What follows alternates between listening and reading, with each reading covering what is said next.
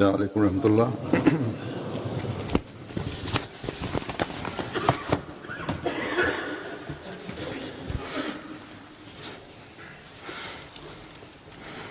أشهد أن لا إله إلا الله وحده لا شريك له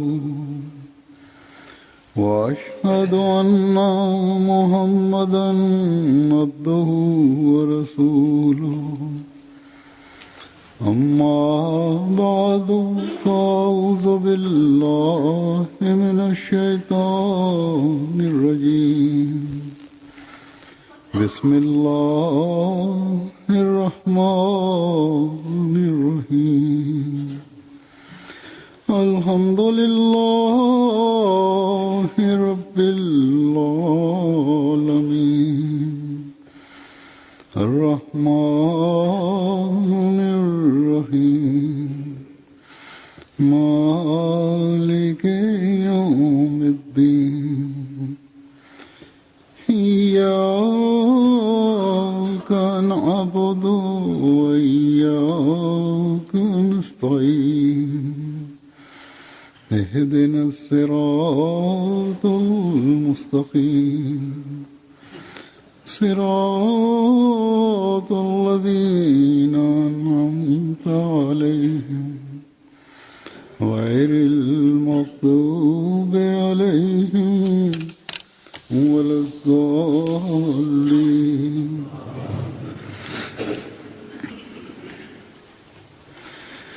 आजकल हम जिस इस्लामी महीने से गुजर रहे हैं इस महीने का नाम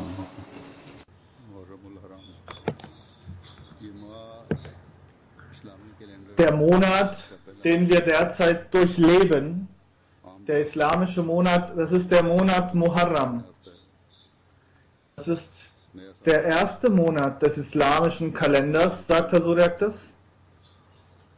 Und allgemein ist es so, dass wenn der erste Monat des Jahres beginnt ein neues Jahr und wir beglückwünschen uns gegenseitig dafür. Die letzte Khutbah, der letzte Freitag, da begann schon am Donnerstag Muharram, da stand jemand draußen und hat mich dafür beglückwünscht.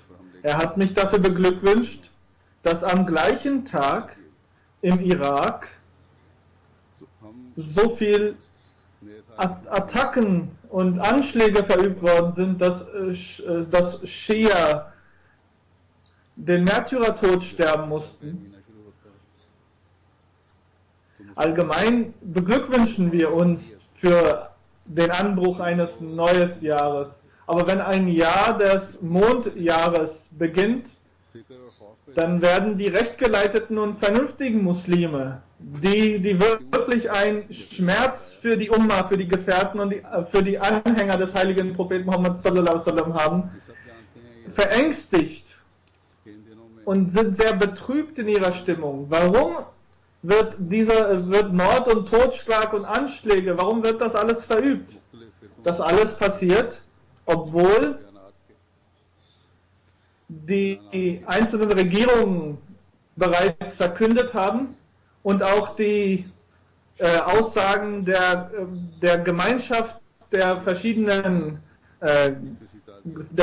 Glaubensrichtungen innerhalb des Islam, dass aufgrund dessen entweder ein Unheil wieder in Gang kommt in Bezug auf die Unterscheidung zwischen Sunni und Schia oder in einem heiligen Ort, in einer heiligen Stätte ein Anschlag verübt wird oder anderes. Und diejenigen, die ihren Profit daraus schlagen möchten und die terroristisch veranlagt sind, sie nutzen diese Angelegenheit und diese Gelegenheit, um Dutzende unschuldigen Menschen das Leben zu nehmen. Viele von denen haben keine religiösen Absichten oder sie unterscheiden nicht in den religiösen Gruppierungen, sondern die haben ausschließlich die Idee letztlich politisch wirksam zu werden. Sie möchten Regierungen तो ऐसा खतरा नहीं stürzen bzw. schwächen. Am 10. Muharram ist es allgemein so, dass dort an dem Tag die Gefahr am größten ist. Natürlich in den westlichen Ländern ist die Gefahr nicht sehr groß, aber in den östlichen Ländern, auch in Pakistan, auch in anderen Ländern ist die Gefahr sehr groß.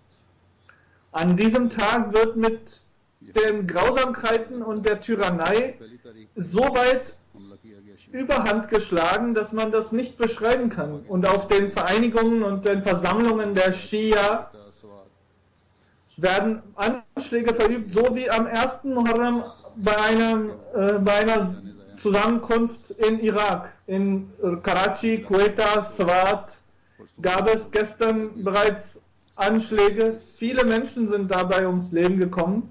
मौत के मुंह में चले गए इन हमले की वजह Und in Rawalpindi, da wissen wir, dass vorgestern auch schon ein Anschlag verübt wurde. Und auch gestern sind 23 Menschen deswegen gestorben, weil से अजीब हालत है eine Attacke, ein Anschlag auf die Schia ausgeübt wurde. Und wenn die Schia die Möglichkeit bekommen, dann versuchen sie auch dafür Rache zu nehmen. Was ist das für eine जो मुसलमान was ist das für eine bemitleidenswerte Situation der Umma, des heiligen Propheten Muhammad sallallahu alaihi wasallam, wenn diese Differenzen in religiösen Beziehungen dazu führen, dass die muslimischen Regierungen, aber auch die Muslime untereinander ऐसे हैं eine Distanz unter sich aufbauen und wegdriften voneinander. Und manch ein Land, तो अक्सरियती फिरका sagt Hasuretas, manch ein Land ist so, dass in dem Land die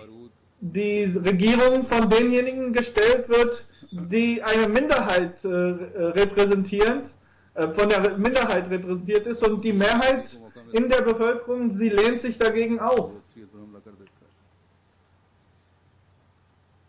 और Wenn die इसी बुनियाद Gruppierung der Minderheit die Möglichkeit bekommt, führen sie einen Anschlag aus oder versuchen einen Racheakt zu verüben und die anderen auch. Und im Namen des Terrorismus oder im Namen eines Krieges oder im Namen dessen, dass man Rebellen zurückschlagen muss, haben auch die Regierungen angefangen, Bombardements auszuführen, zu ermorden.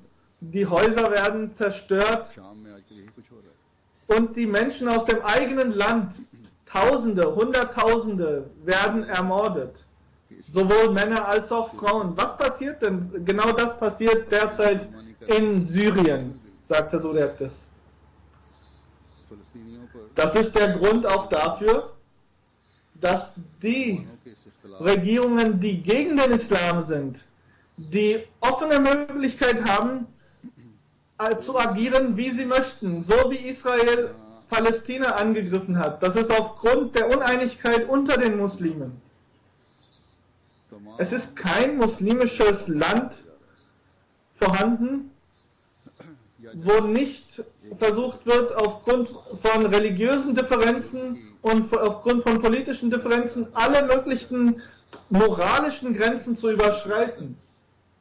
Das wird die Grausamkeit जुल्म zueinander dermaßen übertrieben, नजर आ dass im Ergebnis बैरूनी in irgendeiner Form कुव्वतें भी man Grausamkeit und Gewalt nur noch sieht. Auf der einen Seite sehen wir diese Gewalt, aber auch die anderen Nationen, muslimisch geprägten Nationen, अपने असलाफ से कुछ haben auch ihre तारीख हम इनके मतलब क्या कहती हैं ihre Zügel eingeengt, इस्लामी मुल्क um noch mehr Kontrolle auszuüben. Mögen die Muslime erkennen, dass sie, wo sie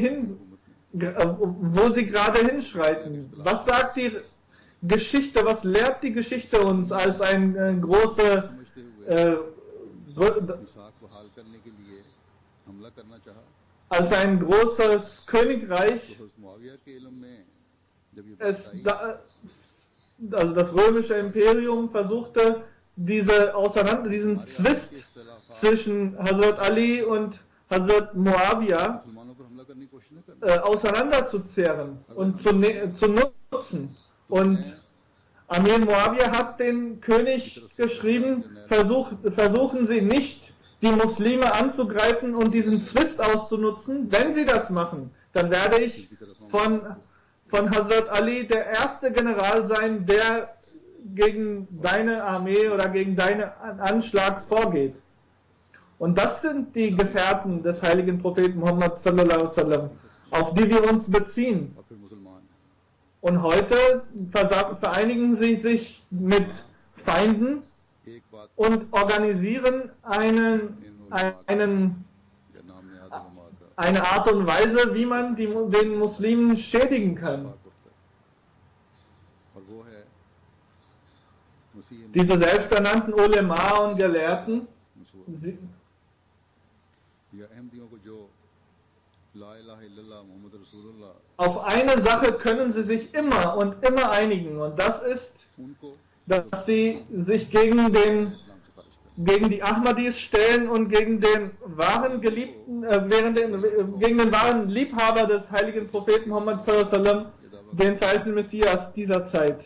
जिसके लिए Dass sie gemeinschaftlich जानो आबरू कुर्बान diese Gruppe aus dem Islam ausgeschlossen haben. Sie haben keinen Funken von Angst oder Unbehagen, dass sie im Namen des Propheten, für den sie Durud lesen, den sie in ihrem Glaubensbekenntnis bezeichnen und erwähnen, कि क्या तुमने लोग dass sie in seinem Namen diese Zwist sehen. Hat der heilige Prophet Muhammad sallallahu alaihi wasallam nicht gesagt, das war nicht nur für einen Gefährten gewesen. लोग समझ गए Habt ihr die Herzen der Menschen geschnitten, ob sie mit dem Herzen aufgemacht und geguckt, dass deren Kalima, deren Glaubensbekenntnis nur vorgetäuscht oder gespielt war, geschauspielert war? Und diese Gelehrten, selbsternannten Gelehrten mit ihren selbst betitelten Wissen und Urkunden और उसके haben, मुंसलिक होकर haben angefangen, तमाम फिरका müssen, anstatt diese Zwietracht zu sehen und die Leute zu spalten, müssen sie versuchen, Wahrheit, Wahrhaftigkeit und Gerechtigkeit zu verbreiten. Dass sie versuchen, diese Gräueltaten und diese Gewalt auszumerzen. Und dass sie diese Vorstellung von einer religiösen Auseinandersetzung, von religiösen Kriegen ausmerzen. Und dass sie die schöne के झंडे तले लाने वाले Botschaft des Muharram के हवाले से मैंने बात शुरू की थी तो इस वक्त मैं उस मसीह ज़मान और मेहदी दौरान के चंद हवाले आपके सामने पेश करूंगा ताकि लाखों की तादाद में Islam ist, उन्हें ist जो सामने ये बात आ जाए वो अहमदी भी सुन लें जो मेरे शामिल हैं auch और वो भी जो नौजवान हैं einige Stellen कि हज़रत oder einige Überlieferungen in diesem Zusammenhang hier präsentieren, damit auch die Jüngeren, die किस तरह सहाबा के मुकाम को पहचाना किस तरह neu dazugekommenen darüber informiert werden. Der verheißene Messias, Islam, auf welche Art und Weise hat er die Ehre der Sohaba, der Gefährten des heiligen Propheten Muhammad sallallahu alaihi wasallam hochgehalten und geschätzt und wie hat er den Unterschied zwischen Schia und Sunni ausgemerzt und sie zusammengeführt und wie er alle Muslime, die auf der ganzen Welt wohnen, auf einer Hand versammeln wollte, um sie zur Ummat al-Wahida, der einzigen Umma, को भी पता चले zu machen und denen die Art und Weise, wie diese Umma leben soll, zu lehren. कि हकीकी तस्वीर Sie hören viele Khutbas, auch die externen außerhalb der Jamaat. Sie müssen auch erfahren, was heißt Wamahum Bainahum? Was ist das wahre Bild dessen? मुसलमानों की कमजोर हालत Was ist die wahre Lehre, um das zu erreichen? करके या फिर दहशत Sie sind es, die zusammen sind, bedeutet das. Bis wann werden wir diese खिदमत aufgrund der Schwäche der Muslime nur unsere Versammlungen ausführen und werden diese Leute versuchen, नतीजा और जालमाना कार्रवाई nur sich so zu fühlen, als ob sie die Pflicht erfüllen. करने के Bis wann werden sie den Feinden es ermöglichen, dass sie mit ihren eigenen Gräueltaten und mit den grausamen Grausamkeiten den Feinden es ermöglichten, dass er darauf reagieren kann. इस्लाम दुश्मन ताकतों के मुसलमान Möge es sein, dass der Unfrieden in den muslimischen Ländern aufgrund der gegenseitigen Dispute und der gegenseitigen Zwist oder sei es auch aufgrund politischer Belange, dass die gelöst werden. अल्लाह ताला की तरफ Dafür die Lösung उस फरिश्ता und die Errichtung des Friedens auf der Welt und die Kraft, um diesen Frieden zu ermöglichen, die kann nur von dem Vertreter, den Allah entsandt hat für diese Zeit und den wahren Liebhaber des heiligen Propheten Muhammad sallallahu alaihi wasallam, dem verheißenen Messias, errichtet und ermöglicht werden. इक़्तिबासात आपके सामने रखता हूँ Er ist für diese Mission auserwählt. रोशनी डालते हैं Also sagt, so wie ich bereits gesagt habe, अगर अपनी möchte ich einige Textstellen hier präsentieren, einige Zitate präsentieren गैरों के हमलों से बचाने vom verheißenen Messias, al-Islam. Und wenn die Muslime heute ihre Einheit हज़रत सल्लल्लाहु अलैहि वसल्लम ermöglichen wollen und den Islam vor den Angriffen der anderen schützen möchten, dann ist es notwendig, dass sie den Menschen und wenn sie es wünschen, dass die Menschen जो आम unter der Flagge des heiligen Propheten Muhammad sallallahu alaihi wasallam sich versammeln, die gesamte Menschheit, dann müssen sie ihre gegenseitigen Dispute ausräumen und ausmerzen. Und sie müssen die Lehre verinnerlichen, die der heilige Prophet Muhammad sallallahu alaihi wasallam uns gebracht hat, indem es keine Gruppierung gegeben hat, wo jeder einzelne Gefährte काम ein Vorbild für Rechtschaffenheit und für Gottesfurcht gewesen war, wo er ein Stern gewesen ist am Firmament, der Licht spendet und den Menschen Wärme spendet. जो बुलंदी Und das ist die Großartigkeit des heiligen Propheten Muhammad sallallahu alaihi wasallam. Hazrat Abu Bakr as-Siddiq radhiyallahu anhu, seine Stellung ist dermaßen hoch, dass Allah selbst und auch der heilige Prophet Muhammad sallallahu alaihi wasallam ihm einen hohen Rang gewährt haben मुकाम है ये दर्जा बदर्जा und bestätigt haben. Und Hazrat Umar, Hazrat Usman und Hazrat Ali und auch Hazrat Imam Hussein und Imam Hassan, ये होगा deren तो हर किस्म के spiritueller Rang ist unermesslich hoch. और ये सब फर्क मिटाने के लिए Es ist notwendig, dass wir dieses Niveau der Spiritualität von den Gefährten des heiligen Propheten Muhammad sallallahu alaihi wasallam uns heute vergegenwärtigen. Das ist der Weg, wie wir मुकाम diese Unterschiede überwinden können, und das ist die Aufgabe des verheißenen Messias gewesen, um unter den Achirin, unter denen die später dazukommen, diese Uneinigkeit und den Zwist auszuräumen. में Und der verheißene Messias al-Islam hat den Respekt diesen Menschen gegenüber erhöht. An einer Stelle schreibt er, Surah Al-Far, कि अबू बकर an einer bestimmten Stelle, die Übersetzung heißt बुलंदतरीन शान auf Urdu: Mir wurde das Wissen zuteil, dass Hazrat Abu Bakr radhiyallahu ta'ala anhu खिलाफत की unter den Gefährten des heiligen Propheten Muhammad sallallahu alaihi wasallam die höchste Stellung hatte, und ohne Zweifel war er der erste Kalif. इसका उर्दू तर्जुमा ये है Und für ihn gab es Verse im Koran und Zeichen im Koran, dass er der Kalif werden wird. Mazhar अव्वल थे और गो आप नबी तो न थे An einer anderen Stelle heißt es, आप में नबियों और रसूलों gewiss bei Gott war er derjenige, der das Abbild des Propheten gewesen ist. Er war kein Prophet, aber er hatte die Fähigkeiten und die Kräfte eines Propheten. In Surah Khulafa sagt er, सबसे ज्यादा बहादुर मुत्तकी और dass Allah wusste, was Hazrat Abu Bakr Siddiq, और फतहमंद जर्नैल हैं और सैयदुल dass फना dass Hazrat Abu Bakr am meisten von dem heiligen Propheten Muhammad sallallahu alaihi wasallam geliebt worden ist. आप सल्लल्लाहु Und अलैहि वसल्लम के मददगार von Anfang an अल्लाह ताला ने ihm sich gewidmet hatte, इनके जरिए in seiner Gesellschaft groß geworden ist, ihm überall geholfen hat, wo er konnte. Und deswegen hat Allah अल्लाह ताला ने उन्हें in der Zeit, wo es eng war, wo es schwierig gewesen war, seinem Propheten durch ihn, durch Hazrat Abu Bakr, Ruhe und Besonnenheit gespendet. Und deswegen hat Allah den Hazrat Abu Bakr Siddiq zu seinen besonderen Menschen gezählt. An einer anderen Stelle schreibt der verheißene Messias, dass zur Zeit des heiligen Propheten Muhammad der erste Kalif, der zu dem Zeitpunkt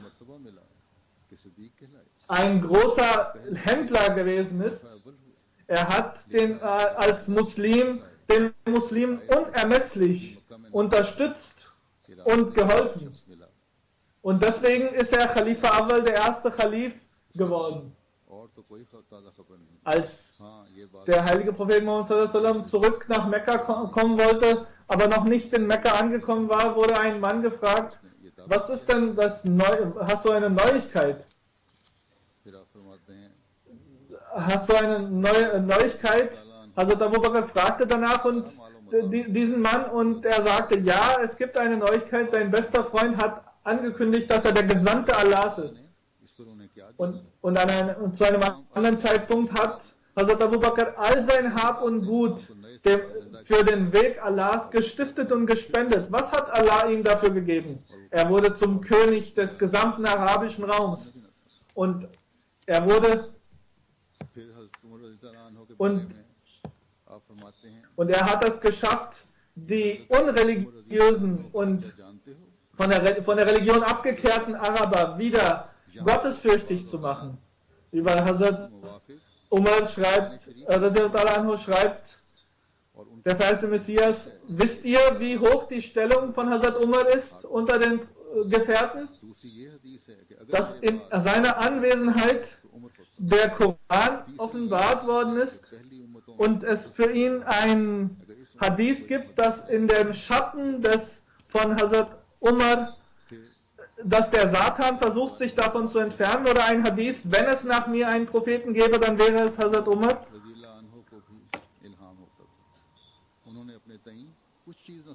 Über Hazrat Umar schreibt Hazrat Masih Maud, dass Umar auch Offenbarungen von Allah bekommen hat. Er hat vieles so verstanden. Er hat sich trotzdem für nichts erachtet. Und er wollte nicht die Stellung des heiligen Propheten Muhammad deswegen werden, weil er Offenbarungen bekommen hat. Sondern er fühlte sich wie ein Diener, wie ein ganz einfacher, demütiger Mensch. Und deswegen wurde er auch zum Khalifen auserwählt. In Hujjatullah, dem Buch Hujjatullah, schreibt der verheißene Messias, das ist auch auf Arabisch und die Übersetzung lautet, dass der heilige Prophet Muhammad dass rechts und links von ihm die Menschen begraben sind, die recht geleitet waren, die rein waren, die heilig gewesen sind, und Allah hat denen sowohl in deren Leben als auch nach deren Ableben sie zu den Zeugen und den Nächststehenden des heiligen Propheten Muhammad gemacht. Ihr werdet solch ein Beispiel nicht woanders finden. Gesegnet sind sie, dass sie in der Nähe und in der Anwesenheit des heiligen Propheten Muhammad ihr Leben verbrachten, nach ihm zu Khalifen erwählt wurden und nach ihrem Ableben direkt in unmittelbarer Nähe zum heiligen Propheten Muhammad begraben wurden und am Tag der Auferstehung mit dem heiligen Propheten Muhammad wieder auferstehen werden. An einer anderen Stelle in einem Buch schreibt der verheißene Messias, also Masih Maud schreibt dort, mein Herr hat mir mitgeteilt, dass Hazrat al-Saddiq, Hazrat Umar Farooq und Hazrat Usman rechtgeleitete und Gläubige gewesen sind. Und sie waren von denjenigen, die Allah auserwählt hat und für seine Zeichen auserwählt und bestimmt hat. Gewiss, ich schwöre auf Gott, Zulnurain, sie wurden zu den Toren von Zulnurain und zu den mächtigen Händen für das Heer des heiligen Propheten Muhammad um seine Botschaft der Welt zu verbreiten. Sie gehörten zu denjenigen Menschen, die eine hohe Stellung in der Gesellschaft inne hatten. Sie waren die Löwen Gottes. Sie waren dankbar. Sie waren die starken Männer, die Auserwählten des Herrn. Sie sind während der Kriege nicht zurückgewichen, auch wenn keiner neben ihnen stand. Sie haben sich in ihrer Zurückhaltung und in ihrer Abstinenz haben sie Beispiele vorgelegt. Sie haben den Nachbarn, den Bedürftigen, den Weisen außergewöhnlich Liebe und Respekt zuteil werden lassen.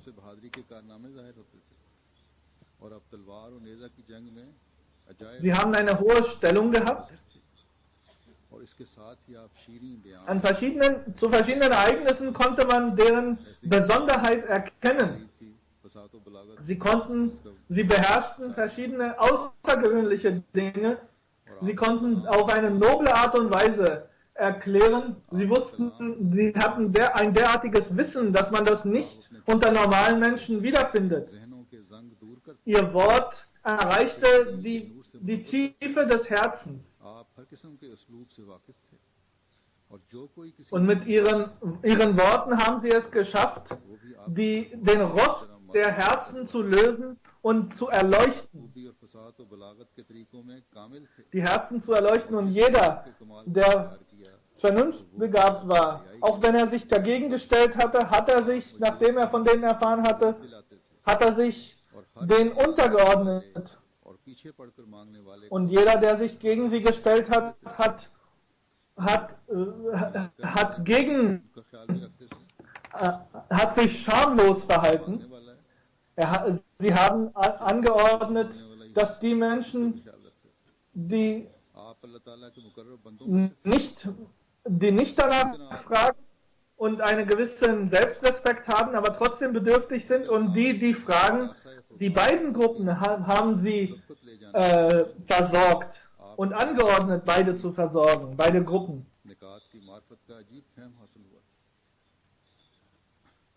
Und sie haben von dem Glas, von dem außergewöhnlichen Glas des Wissens gelabt und getrunken.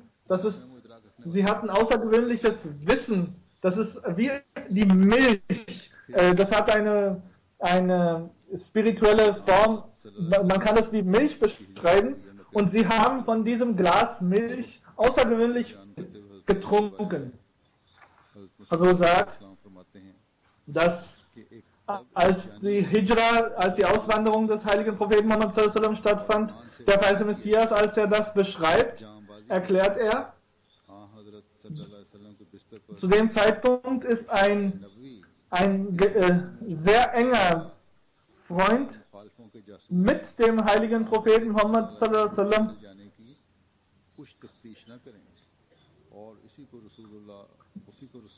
deswegen liegen geblieben, damit die Menschen, die den heiligen Propheten Muhammad sallallahu alaihi wasallam suchen und seine Feinde sind, nicht verstehen, dass er dort ist, damit der heilige Prophet Muhammad sallallahu alaihi wasallam geschützt bleibt und diese Menschen wieder verschwinden. In Farsi schreibt der verheißene Messias,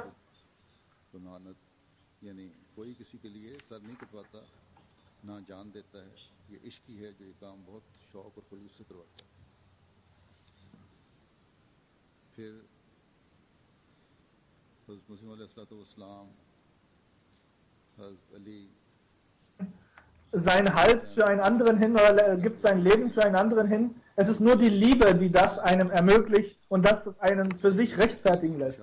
Und diese Liebe haben diese Kalifen verinnerlicht. Über Hazrat Ali schreibt der verheißene Messias über Hazrat Ali und Hazrat Hussein, dass ich eine ganz außergewöhnliche Parallele zu Hazrat Ali und Hazrat Hussein habe.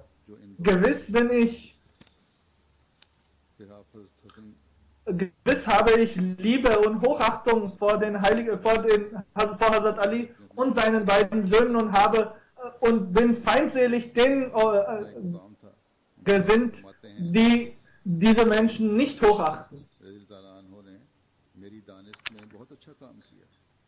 Sie haben ihre Stellung gehabt und der verheißene Messias sagt, Hazrat Hassan anhu, hat aus meiner Sicht Außergewöhnliches geleistet. Er hat sich von Khilafat getrennt, weil vorher schon so viel Blut vergossen wurde.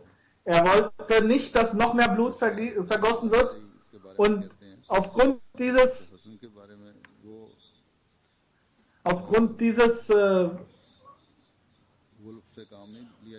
Umstandes haben die Schia ein schlechtes Bild von Hazrat Hassan.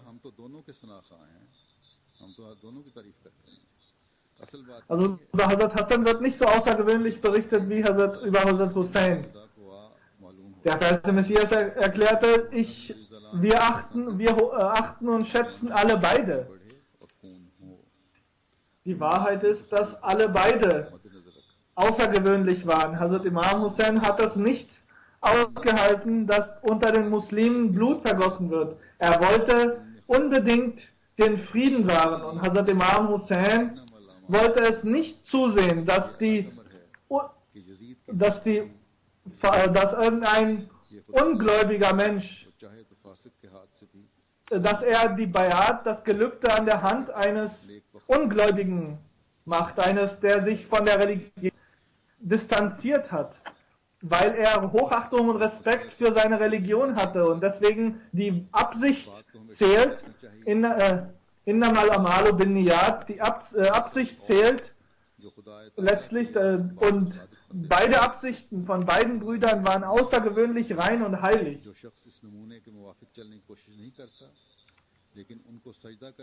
Die Menschen, die von Allah gekommen sind, sind Vorbilder. Und derjenige Mensch, der nicht versucht, sie als Vorbild zu nehmen, sondern bereit ist, vor denen sich niederzuwerfen und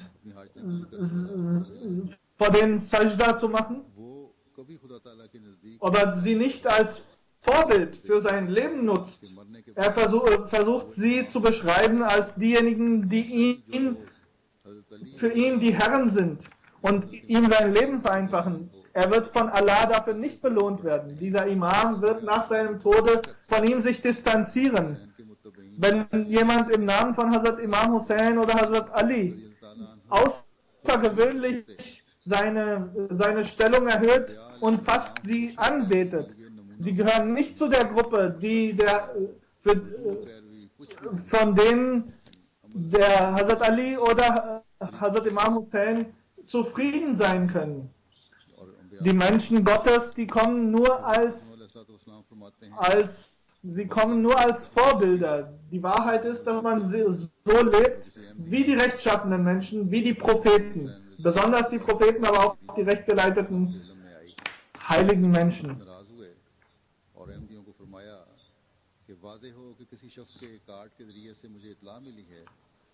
Zu einem Ereignis hat ein Ahmadi etwas über Hazrat Imam Hussein gesagt und der verheißene Messias hat darauf geantwortet, ich habe durch eine Karte erfahren, dass manch einer, der sich zu meiner Gemeinde zuschreibt, es in seinem Mund nimmt Worte, dass obwohl er nicht von Yazid auf der Hand des Yazid Bayat gemacht hat, dass er ein Lügner gewesen sei. Ich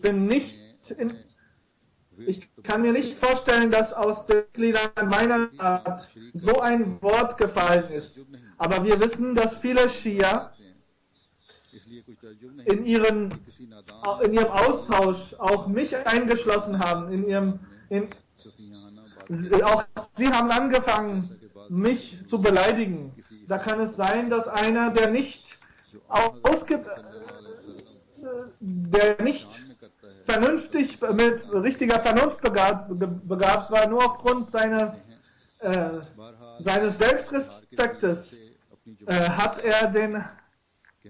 hat er versucht, eventuell Hazrat Imam Hussein zu diskreditieren, aber das möchte ich widerlegen. Mit diesen Worten möchte ich meiner Gemeinde mitteilen, dass wir gewiss davon wissen, dass Yazid ein Tyrann gewesen ist, der weltlich ausgerichtet war und derjenige, der ihn für hoch hält, dass er nichts Besonderes ist. Es ist nicht einfach, Momen zu sein. मोमिन वो लोग होते हैं Für solche Menschen sagt sagt Allah im Koran, जो अपने खुदा और उसकी रजा को हर एक चीज पर मुकद्दम कर लेते हैं dass die Rechtgeleiteten, die Momen, die Menschen sind, auf deren Herzen der Glaube eingefräst und eingebrannt ist. खुदा से रोकती है Die engen und dünnen Fäden गाना हो der Gottesfurcht erkennen und Gott lieben und all das, was ihnen wie eine Götze erscheint und von Allah sie fernnimmt. दुनिया की Egal was es ist, egal ob es Unwissenheit ist, मोहब्बत ने all das nehmen sie von sich weg. Hussain रजी अल्लाह ताला अन्हु Aber der Tahir मुताहर था unglücklicherweise hat Yazid all das nicht gemacht. Die Liebe zu dieser Welt hat ihn blind gemacht gehabt. Hazrat Imam Hussein war darüber sich im Klaren und bewusst. Er war von den herausragenden Heiligen und ist von den Heiligen, die Allah durch seine eigene Hand reinigt und deren Stellung er durch seine eigene Macht hochhält. Und jede kleinste Form von Hass oder Unbehagen oder schlechtes Denken über sie führt dazu, dass man den Unglauben verfällt. हम उस मासूम Und deren Vorbild ist für uns Uswai Hasana, को मिली थी wie ein Vorbild. तबाह हो गया वो दिल जो उसका Und wir gehören zu denjenigen, die dieses Vorbild ausleben. Wir möchten die Rechtsleitung, die ihm zuteil wurde, auch für uns einwerben. और मोहब्बत इलाही के तमाम नकूश Und निकासी तो gesegnet ist das, कामिल पैरवी के साथ was ihn hochhält, und verflucht sei das Herz, was ihn diskreditiert. ये लोग दुनिया की आंखों से पोशीदा हैं कौन Und derjenige, der versucht, वही जो उनमें से हैं so wie einen schön aussehenden Menschen in dem Spiegel wiederzuspiegeln. Genau das versuchen wir. Wer anderes kann von deren Bedeutung wissen? Die Augen dieser Welt können ihn nicht erkennen, weil sie von diesen Augen sehr weit entfernt sind. Das war letztlich das Problem, dass die weltlichen Augen seine Besonderheit nicht erkannt haben. कि हुसैन रजी अल्लाह अन्हु Wenn die Menschen Gott geliebt hätten und das Spirituelle geliebt hätten, hätten sie Hazrat Imam Hussein geliebt. ताहिरीन में से है Hussein radiallahu ta'ala anhu कोई कलमा इस्तिग़फ़ार muss hochgehalten und respektiert werden, und jeder andere, der ihn diskreditiert जो उसके बरगुज़र oder ein falsches Wort über ihn sagt, er verliert und vergeudet seinen Glauben, weil Allah, der Allmächtige, sich gegen ihn stellt, sein Feind wird. Allah ist der Feind derjenigen, die seine Geliebten bloßstellen wollen. Auch diejenigen, die meine Person diskreditieren. Auch sie sind verflucht. फरमाते हैं कि Es ist besser, über einen Feind Dua zu machen, का लक़ब wenn sie denn wüssten, von wem ich gekommen bin, schreibt der Kaiser Messias, dann hätten sie nicht so gehandelt. के रूहानी आल का लफ्ज़ जो है खुदा के प्यारों मकबूलों के लिए है Für die Menschen, और वो रूहानी die Gefährten bzw. die Anhänger, का जिक्र कर रहे हैं ist das Wort in Durud Sharif, die spirituelle Nachkommen. आल अपने रूहानी नाना से वो रूहानी विरासत पाते हैं In Bezug auf Imam Hassan und Hussein und die Ahle Bayt, all diejenigen, die Bayt gemacht haben und Muslime sind, जिन पर कोई दूसरा sind all diejenigen, कर ही नहीं सकता बस ये सिफली ख्याल बाज़ erlangen eine besondere spirituelle Stellung, die niemand von ihnen rauben kann. Sie sind Inhaber eines Gartens, wo niemand was plündern kann. का कुछ भी हिस्सा न मिला इसलिए रूहानी माल से लावारिस होने की वजह से Und die anderen sind, हो गई और उनके दिल मुकद्दर और कोताबीन हो गए und die anderen, die sich zwar das Verhalten कलाम है zu diesen Nachkommen zu Hussain और इमाम zählen, sind in Wirklichkeit Hasan tote Nachfahren. Sie sind tot im Spirituellen Sahib कमाल und और साहिब इफ़्फ़त deren Verstand ist sehr grob geworden, dass sie das nicht verstehen können. यानी हिदायत के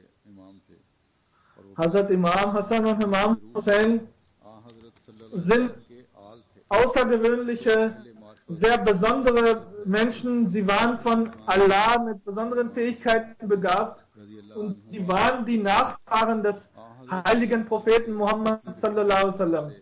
Und deswegen muss es gewiss sein, dass wenn Hazrat Imam Hassan und Imam Hussein, obwohl, auch wenn sie nicht mit dem heiligen Propheten Muhammad sallallahu alaihi wasallam verwandt gewesen wären, obwohl sie es waren, wenn sie auch so eine Stellung hätten, dann wären sie die Erben dessen, was sie wären die Erben dieses Glaubens des heiligen Propheten Muhammad sallallahu alaihi wasallam. Im Koran wird bestätigt, dass die Seelen untereinander schon von Anfang an eine Liebe oder auch einen Hass empfinden können. Der ist ihnen eingeflößt, eingelegt. Ohne Gottesfurcht und außer Gottesfurcht und Heiligkeit und Reinheit bleibt nichts übrig. Die spirituellen, ein spiritueller Nachfahre, also Rouhani Al zu sein in Bezug auch auf die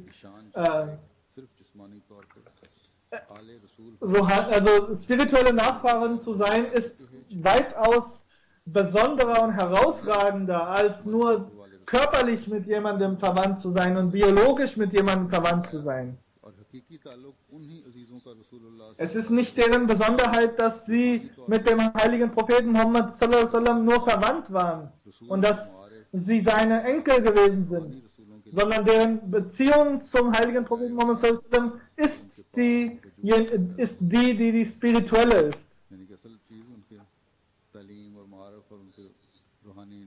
Sie sind für den Propheten wie die Nachfahren, die aus seinem Wissen, aus seinem Erbe hervorgehen und somit spirituell mit ihm verwandt sind.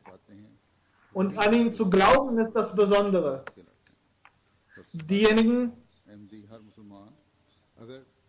die ein neues Leben durch dieses Wissen und durch diese Veränderung in ihrem Leben ermöglicht bekommen, das sind diejenigen, die sich wirklich Ale Muhammad, die Nachfahren oder die Mitglieder seiner Gemeinde, seiner großen Gemeinschaft sich dazu zählen dürfen und können.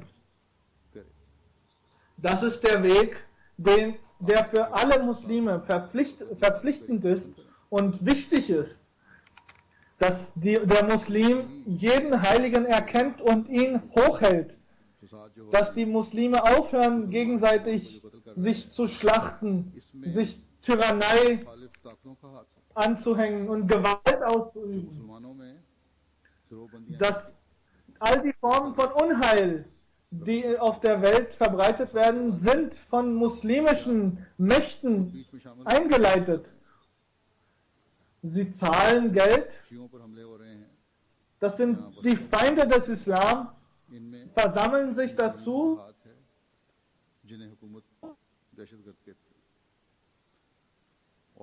jetzt sind die Anschläge, gesellen sich dazu auf die Moscheen, auf die Schia. Da sind Organisationen haben die Organisationen ihre Hand drin, die als Terroristen gebrandmarkt werden. In Pakistan wird darüber berichtet, dass unter denen auch Menschen sind, die sind gar nicht in Wahrheit Muslime. Sie sind nur gekommen aus dem Ausland, um Unheil zu stiften. Möge Allah es den Muslimen ermöglichen, dass die Einheit, dass sie sich unter einer Einheit versammeln. Und den Ahmadis möchte Azur auch die Botschaft mitgeben, dass die anderen Gemeinden und die Gruppierungen Racheakte ausüben. Aber der verheißene Messias, al-Islam, und durch sein Gelübde an seiner Hand, obwohl wir all die Gräueltaten und all diese Gewalt erdulden müssen, darf in unserem Bewusstsein nie die Idee oder der Funke von Rache aufflammen und entflammen. Was für uns gewiss notwendig ist, ist, dass jeder einzelne von uns nach jeder ausgeübten Gewalttat und Gräueltat und jedem Anschlag, dass jeder einzelne von uns versucht, mehr eine innigere Beziehung zu Allah zu führen und zu pflegen und dass wir anfangen, mit den Gebeten uns mehr Allah zu widmen und dass wir dieses Beispiel von Hazrat Imam Hassan und Imam Hussein uns vor Augen führen und danach leben. Das ist für uns ein Vorbild. Der zweite Khalif Rahmatullah hat gesagt, sie machen euch zu Hussein und lasst sie ihre Pfeile abschießen. Sie werden, und wir wissen, dass Imam Hassan und Hussein, dass sie rechtgeleitet waren, dass sie die Erben des Paradieses waren, dass ihnen das Behisht, das Paradies, verheißen worden ist.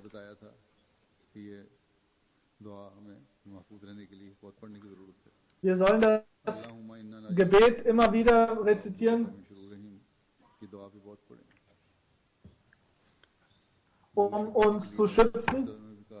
Rabbi Fazni.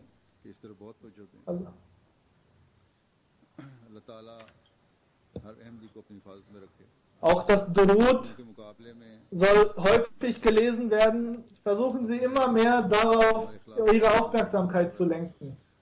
Möge Allah jeden einzelnen Ahmadi schützen und möge wir im Gegensatz zu den Feinden, möge Allah uns helfen und uns verbessern und uns gegenüber seine Barmherzigkeit walten lassen und sowohl einzelne Personen als auch die Jamaat, die Gemeinde als solche schützen und möge Allah all diejenigen Programme, all jene, die sie hegen, um die Jamaat zu schaden, möge Allah sie unmöglich machen und möge Allah uns ermöglichen, dass wir zu den wahrhaftigen Nachfahren des heiligen Propheten Muhammad sallallahu alaihi wasallam, so wie der weise Messias erklärt hatte. Es bedeutet nicht viel, biologisch mit jemandem verwandt zu sein. Die spirituelle Verwandtschaft ist viel außergewöhnlicher. Natürlich ist es etwas Besonderes, das ist wie ein Bonus, direkte Verwandtschaft mit einem Heiligen oder mit dem heiligen Propheten Muhammad sallallahu alaihi wasallam selbst zu haben. Aber das Wichtigere und das Außergewöhnlichere ist und das Besondere ist bloß die spirituelle Verwandtschaft. Immer wenn Sie Durud Sharif lesen, sollen Sie prüfen für sich, inwieweit wir uns angestrengt haben, um das in unserem Leben zu ermöglichen. Wie sehr gehören wir zu denjenigen, die die Lehre des heiligen Propheten Muhammad sallallahu alaihi wasallam verinnerlicht haben, und wie haben wir für dieses Zeitalter angesichts des Erscheinens des weisen Messias den Koran als Richtschnur für unser Leben heute genommen und achten es als solches.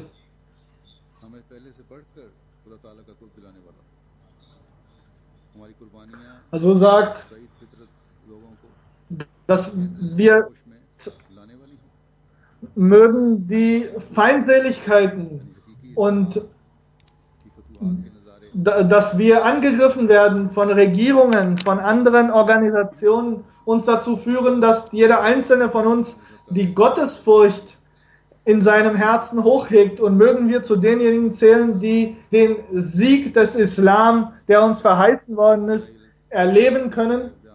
Also sagt, ich habe zu Anfang Palästina erwähnt, beten Sie für die Menschen, dass die Menschen, die unschuldig dort leiden, dass sie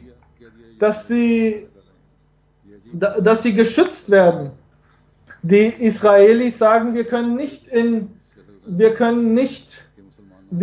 in Angst leben. Das ist deren Argumentation, selbst anzugreifen, dann deren Racheakte abzuwarten und dann wieder anzugreifen. Das ist ein böses Machtspiel, und möge Allah seine Barmherzigkeit auf den Palästinensern walten lassen und sie vor all den Übeln dieser Welt schützen.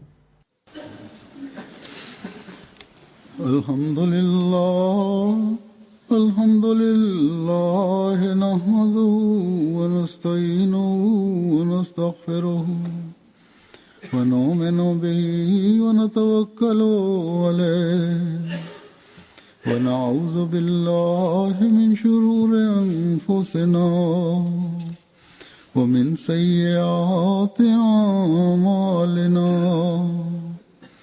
من يهده الله فلا مضل له ومن يضلل فلا هادي له ونشهد أن لا إله إلا الله ونشهد أن محمدا عبده ورسوله عباد الله رحمكم الله إن الله يأمر بالعدل والإحسان وإيتاء ذي القربى وينهى عن الفحشاء والمنكر والبغي يعظكم لعلكم تذكرون اذكروا الله يذكركم وادعوه يستجب لكم ولذكر الله أكبر